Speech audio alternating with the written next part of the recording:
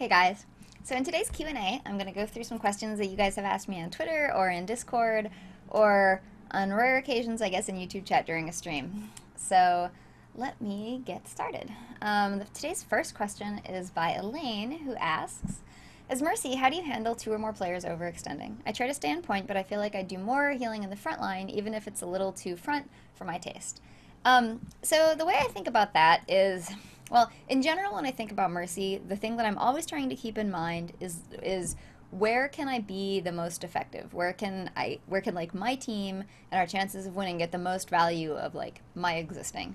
And so, if you have a team that is, let's say you have a team where, before I answer your question directly, let's say you have a team where you have like four people and you who are staying like mostly near where you're supposed to be, and then you have like one guy who's overextending. In that case, like it's definitely not worth risking the chances of the four guys who are staying where they're supposed to be just to like go out and deal with the guy who's like making a risky decision.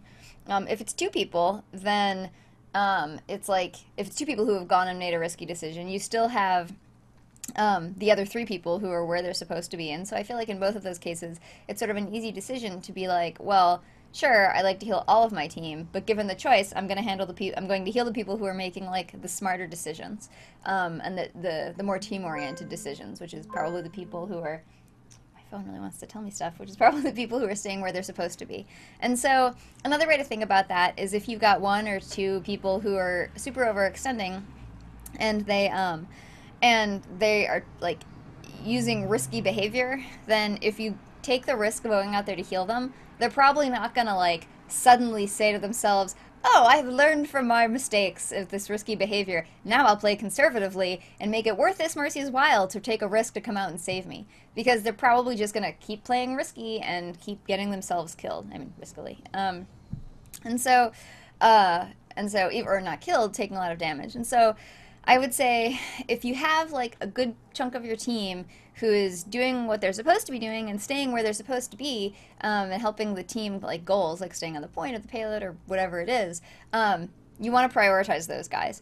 Now, there is sort of this special case where everything sort of gets turned upside down, which is where your whole team is being super risky and is like going really far forward. I discussed this a little bit in my Mercy Eichenwald video. Mercy positioning on Eichenwald. But if you're in a situation where like your team is really far forward by say the attacker spawn and you want to heal them all, but they're all the way out there, it's sort of like, well, I could stay back here and fold my arms and be smug about it, or I could go out there and heal them. And like if all of them are out there, then the best way for you to have like the best impact on the game is to probably be out there with them, even though like it's kind of stupid to be out there probably in the first place. And so you sort of have to make the call of like going along with them, and like you guys are already probably in a bad situation, but you can just do what you can do. Or if there are people who are making good decisions, like stick with those people, because keeping them alive is probably worth a lot more than keeping people alive who are making bad decisions. So that's how I sort of think about that. Next question. Martin says, Blizzard seems to be keeping Overwatch feeling fresh so far, with new takes on game modes, heroes, events, lore, etc. Which of these do you feel contributes most to the game feeling vibrant and fresh, and which do you feel we don't need as much of? That's an interesting question. I had to think about this a little bit before I started this video, and I still don't really feel like I have a solid answer to it, but I think to some degree, I think skins make it feel fresh to people for a little while. I think skins are probably a good ROI for Blizzard's developers. I say that, not being a graphic artist myself, so maybe they take way more work than I think they do. But, I mean, I know they do take a lot of work. But I feel like skins, seem sort of cheap and easy. In terms of, like, some artist spending time on a skin, I feel like it does a lot towards making people feel that Blizzard is taking care of their hero when they get a skin for it. And in contrast to, like, a new game mode, which takes, I would presume, way more resources. A new game mode, you're gonna have like the developers who are working on it, you might have to develop and design a new mechanic, like both the design of saying how is this gonna work, what do we want it to be, and then like the actual implementation of like coding it so that it works correctly and doesn't have bugs. And then once you get all of that done, you have to do all of this like play testing and balancing and tweaking the changes and be willing to say like, you know what, this isn't working, this isn't fun. We spent all this effort on this, but we're going to throw it out the window because it's just not fun enough, which I know is something that the Overwatch team has done many times in the past, and they've talked about that, and that's one of the reasons why Overwatch is so great. But like it really takes a lot of like organizationally, it takes a lot of strength of will to be able to say like we have invested all of these developer resources in something and we're just going to throw it in the trash because it's not the right thing. And so I think it's really rare to see that. And but it's very expensive to do that as a company because you're just like wasting all these resources. I mean, it's not really wasting them, but it's easy for them to be viewed as a waste by the people who are looking at the like money part of it. So anyway, so I think that skins are probably a good ROI for Blizzard on that, for making people feel that the game is more vibrant, even though they don't really change much about the game. I think that balance changes and reworks probably have the strongest effect on making the game feel more vibrant and alive, because those are the things that change the way you actually play. Like if you play Route 66 attack, 10 times in a row, after a while it gets a little bit similar. And, it's different. There are people who are far forward, and there are teams that are grouped up, and there are teams that aren't grouped up. But, like, after a while, it feels like the same thing. And so I feel like the thing that Blizzard should constantly be running from is the perception that their games are going the same way every time. And so, like, balance changes and character and hero reworks, when necessary, I think are a really good way, probably for them to do that. I would think that, like, obviously the introduction of a new hero is a good way to do that. Anything that affects the meta and like the comps that you see is probably going to make people make the game feel fresh. However, you also have this like cost in the user's minds and their perception if they like don't like that change. Or like with the D.Va nerf, that like I'm still really sad because I wanted to play D.Va this way that was super fun, and like I just can't anymore. I just can't. Or like no limits, adding a no limits mode and adding the one hero limit to to comp and quick play. I feel like that sort of relegated no limits to this sort of mode where everyone's just like, what the hell? Who cares? It's no limits. Nobody should try to win. And so this thing that I really enjoyed, which was like maybe sometimes you have two divas or two torbs, and like the other team has to figure out how to exploit that and say like, what is the drawback of this and how can we work around it? I feel like that kind of game is just like gone. And so for me, I guess it feels vibrant, but I think it does it partially at the expense of taking away something that I liked. And so there is that cost. On the other hand, feeling fresh and vibrant, I don't actually know if that's a goal that Blizzard has a financial interest in supporting. Like, I don't think they're going to sell that many more games of Overwatch. Maybe they are. I could be wrong about that. If people think it feels vibrant, because it's like above the threshold of what is good and what it's worth for the amount of money that you're going to pay. So anyway, I guess that was sort of a rambling answer. I don't know if that answered your question. Hopefully it did. You said, which do you feel we don't need as much of? I guess also worth mentioning is the PvE modes. I feel like those are really neat and fun, but I don't think they're neat and fun in proportion to how much time they probably take to consume. Because like I play them a bunch of times, then it's like, yep, it's the same every time. The AIs behave in the same way every time, and I can predict it, and I know what to do, and it sort of becomes less good after a while. And I would bet that, or I would guess that the developer effort that it takes to make a mode like that is probably like a sizable portion of the amount of work that it takes to like create a new hero and like deal with balancing them. I mean, I'm sure creating a new hero and balancing them and like creating new mechanics is something that's a huge amount of work, but like the total number of man hours that went into creating a PvE mode like Junkenstein or the Uprising event is gonna be a lot of hours. And so I'm not sure if I feel like for my enjoyment, I might enjoy the game more if they just put those hours into releasing new heroes sooner, even if it's like 10% sooner, 20% sooner, or even if it's 5% sooner. I think I would still probably get more enjoyment out of a new hero. So I mean, the PvE events are neat. I know people really like them. I wouldn't say like, no, Blizzard shouldn't do them, but I feel like if they were optimizing for my enjoyment of the game, they would work on new heroes and new maps instead of more PvE stuff. Neat though it is. Flare On Gamer asks, what do you think of the Lucio rework? I get this question a lot. In fact, I got this question during a stream today, but I added it to the list because I've gotten this question a lot. I think that the reduction of the radius of his heal radius, or his area of effect radius, is really going to change how people need to play him substantially. I mean, I guess that's obvious, but I think it's going to change how people need to play him more specifically in that right now people can sort of say like, well, I just heal by existing and I don't have to care about anything else. I don't have to think about anything else. And so then they can sort of focus all of their attention on doing a different thing, like attacking or wall riding or whatever it is. And now they're going to have to say like, I can't just heal by existing. I have to heal by like going over there and existing nearby them or whatever. And so I think that there are going to be a lot of people who, just like the way I don't like the D.Va nerf, are going to say like, but I wanted to play Lucio this other way, and like they're just not going to be able to. And so I think that's definitely going to happen. I think, though, something I've said all along, or you guys may have heard me say before in other contexts, is I think what makes a hero fun to play is being able to make interesting decisions in like a shifting landscape of stuff where there's just constantly new interesting decisions to make. And so I feel like one of the reasons that I really got sort of tired of playing Lucio over time is because I really got to make so few decisions with him, and I'm not a very good wall rider. And so I didn't like ever have to make any interesting healing decisions. I felt like I couldn't really be very impactful with healing. People would be like, I need healing, and then it's like, I'm standing here as hard as I can, buddy. And so like I really didn't enjoy that about Lucio, but I often felt I had to play him like on King of the Hill and stuff. And so personally, I think that the changes are going to require much more interesting decision making.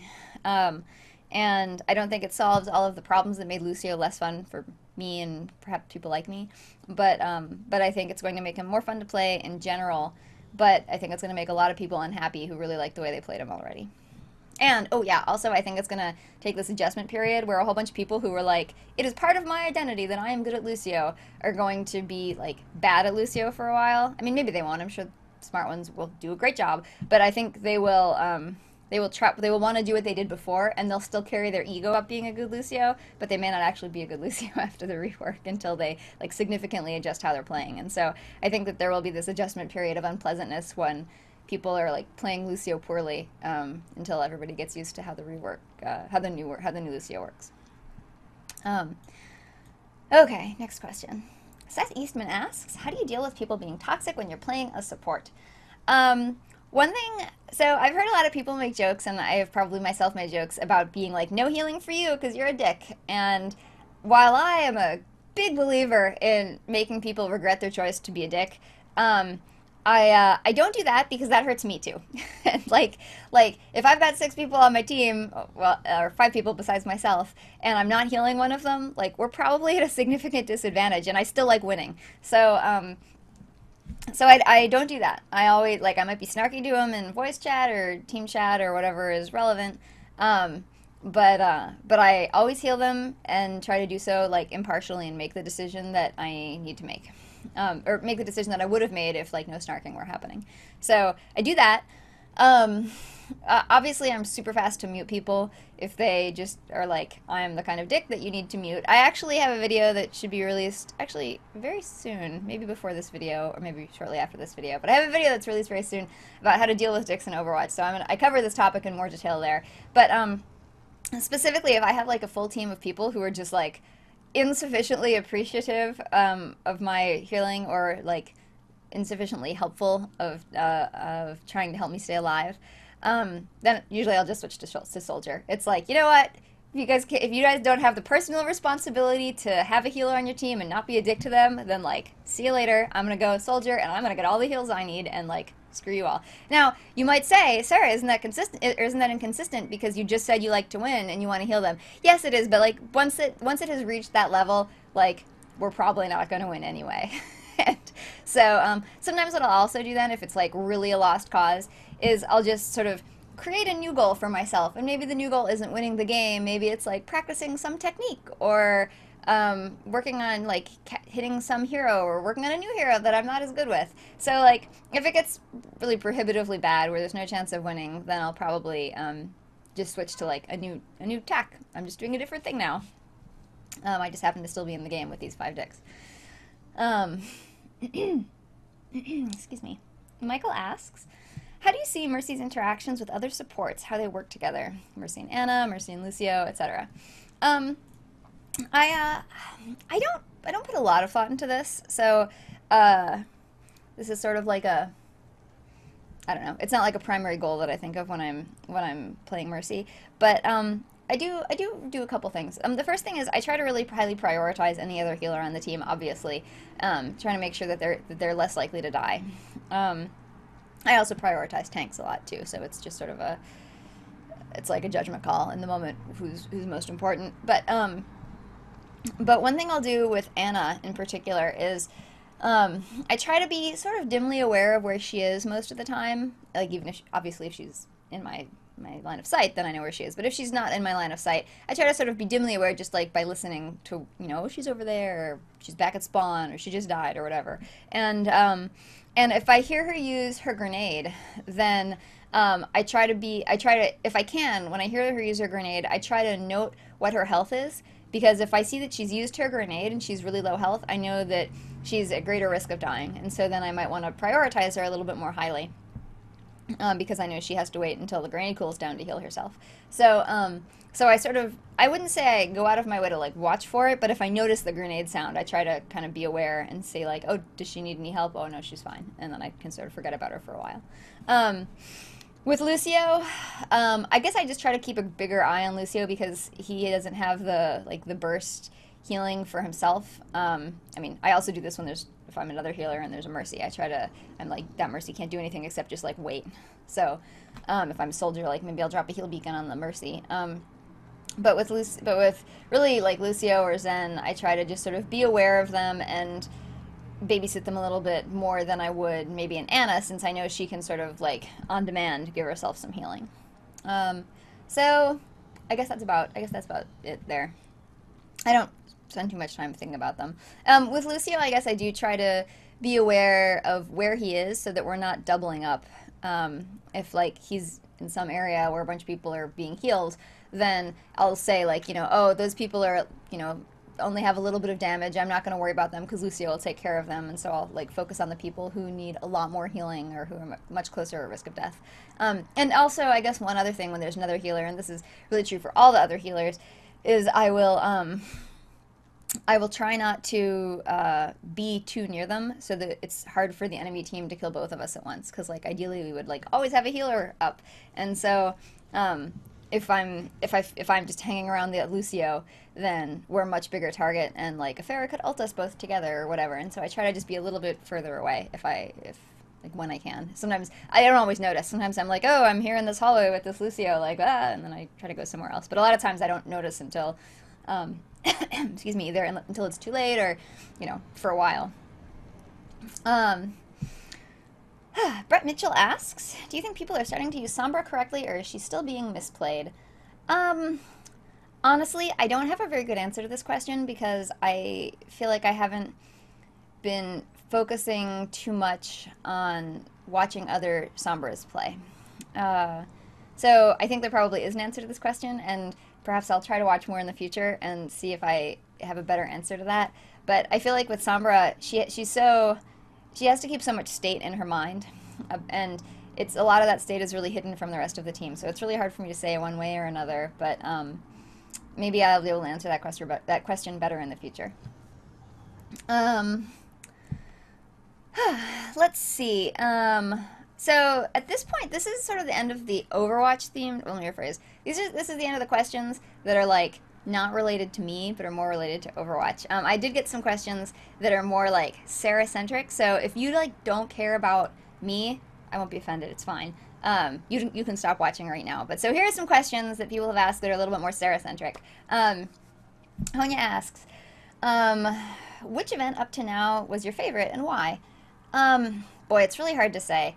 I really like the Christmas event. I really like Christmas. It's like the best holiday and it makes me really happy. And so I really enjoyed all of the like Christmas iconography and like the ornaments and I enjoyed all the like snow themed stuff and I enjoyed the King's Row map and the Hanamura map changes. So probably it's the Christmas one. Um, Let's see. I'm just trying to go through the other ones. Junkenstein was really neat. I feel like they took a big risk there, and they put a lot of investment in like creating this. What's the word? Evocative sort of feeling game. Like in contrast to Capture the Flag, which was like, hey, new game mode, and the map is different. Like that was neat, but that didn't have this like strong evocative aspect to it. Oh, my game crashed. Crap. Oh well, you guys can just look at this in the back. Not crashed, but timed out. So I feel like that's something that was pretty neat and that it had this this neat feel to it, and I definitely liked that a lot. Even though I'm not like yay Halloween, it's not like my favorite holiday or anything like that. So I really appreciated that, but I think probably the holiday event, the winter event, was my favorite. Great Atmosphere says, if you could design your perfect skin for any hero, I'm assuming it would be Mercy, but the choice is yours. What would it look like? I really want Mercy to have a skirt. I know, like she almost has a skirt. She has this like weird coat thing that doesn't really hang right, and it kind of looks like a skirt. But like, I really just want her to have like a skirt-shaped skirt, and it's cute, and those are my only requirements. If they gave Mercy like a skirt-shaped skirt and it was cute, that would be fine with me. They could do whatever else they wanted. Yeah. I could think of some interesting things for Farah, but she's really limited by like her full body armor. So yeah. Beginner Gaming asks, when will you make me a mod? LOL, I've been waiting a long time. I'm a loser and needs to be a mod. LOL, JK. Okay, so there were a lot of LOLs in that. So I'm going to answer the more general question of how do I deal with making people mods. Basically, I pick mods from people who are regularly in chat, YouTube chat or Discord, and they're like consistently pleasant and non-dickish and show themselves to be stable in the face of adversity and are friendly and present themselves in like a professional and adult manner. I think that's about right. I mean, I didn't like write a list down, but basically when I see people who are just like consistently like an asset to the conversation, they say interesting things, they are able to type in complete sentences when the mood should strike them, and they can like put a capital letter at the beginning of the sentence. That's something that is that's like, those are all qualities that I want to have in mods in the community, in the Swatcher community, because in many ways the mods sort of like set the tone for what the community is going to be like and what the norms are. And so it's not like I'm a grammar Nazi or anything like that, but I feel like if we're going to have people who are like, I'm in a position of authority and I'm telling you this information, either I'm like banning you or timing you out or telling you what the rules are or whatever, I want them to be able to do so in a way that like that draws like respect and professionalism. Nobody is like, this person's an idiot. They're like, this person is a reasonable human. And so that's basically what I look for in mods. Also, fun fact, people don't get to be mods by donating or anything like that. It's really just like being consistently like good and helpful. Also, and like mods don't have to like be in every stream or anything like that. But I do want people who are mods who are like in touch with the community and like what sort of the community norms are and trends. Oops. Somebody would probably have a difficult time being a really effective mod if they only showed up once every month or so, because like stuff changes, stuff happens, we have incidents, and we have to say like, oh, what are our rules going to be? How are we going to handle this particular kind of incident? Or like this guy did this thing, are we going to ban him or not? What's our precedent? And so when those things are happening and changing and sort of setting the tone for the community, if someone is like in here only rarely, they're not going to be up to date on how to sort of help us apply those rules consistently in a way that really like keeps the community what we want it to be. So it's not like everybody has to like be here every time or anything like that, but probably if somebody, you know, goes long periods of time, which is fine, like people should do what they need to do for their lives. Like if you don't want to watch the stream, no worries, don't watch the stream, it's no problem. I support that completely, but I feel like people who are who want to be in the stream frequently are probably a greater likelihood of becoming mods because there's someone who has sort of like chosen to invest their time in the stream in the community, and that makes me feel more confident in that they're gonna like grasp the tone that we want to set in making the community what it is. So I guess that's about it. Yeah, I guess that's about it. Oh, one last question. Sorry, I forgot it. I didn't scroll all the way down. Alex Ivers asks, have you ever thought of doing Let's Play or playing single-player games on your channel? I might do that, but most of the like single-player games that I want to play, like Zelda Breath of the Wild, or like if I get the new ukulele game, most of those I want to play like in my spare time in my pajamas in the couch. And so I might do some like game replay, and I'll probably do something like that eventually. But I don't like, I want to do them relaxing with Mr. Sarah. I don't want to play those games like sitting here in front of my computer with my lights on and stuff. And so I wouldn't say that I have no plans to do that. I will probably do that with some game at some point and see how people like it. But I think most of the people who probably follow this channel I think most people who follow this channel are probably like Overwatch fans, and so they're a lot like, if I pick any one game, the odds are pretty low that they're going to be interested in watching those, and so I feel like that's probably not going to be a good return on like my investment of time if just like a super small group of my my viewers actually want to watch it in the first place. So I try to make content that I feel like you guys are going to like want to watch, and not do like stuff that's just me. So anyways, that's sort of how I think about that. I may do it though, especially like if I get requests, I might do those. If you have requests, I guess you can let me know. So let's see. Switch over here. I wanted to thank all my Patreon supporters for this video, or for supporting me so that I can make this video and other videos and all the Overwatch content that I make, especially my two newest ones, Andrew M. and Ricky S., who just joined since my last Q&A video. So thank you guys very much. I appreciate all of you. If you guys want to find out when I'm streaming, I typically stream about 3 times a week, Pacific time in the afternoons. Not always the same day though, so the best way to find out is to follow me on Twitter. You can see up there, I'm Overwatch Sarah. And I usually tweet the day that I stream, and then again, like right when the stream starts. So if you follow me there, that's usually a good way to find out if I'm streaming. So if you guys have questions you'd like to see in a future video, then definitely you can leave them in the comments here. You can tweet at me on Twitter. You can post in the Discord channel. We have a Discord with the Swatcher community. You can see it down here in the corner, discord.sarahwatch.tv. If the link isn't working for you, try clicking the one that's in the video description. But we're nice in there. We talk about Overwatch. And so you can also post questions in there if you have anything you want me to answer. There's a Q&A channel, or you can just post it right in the main one. Just make sure you tag me.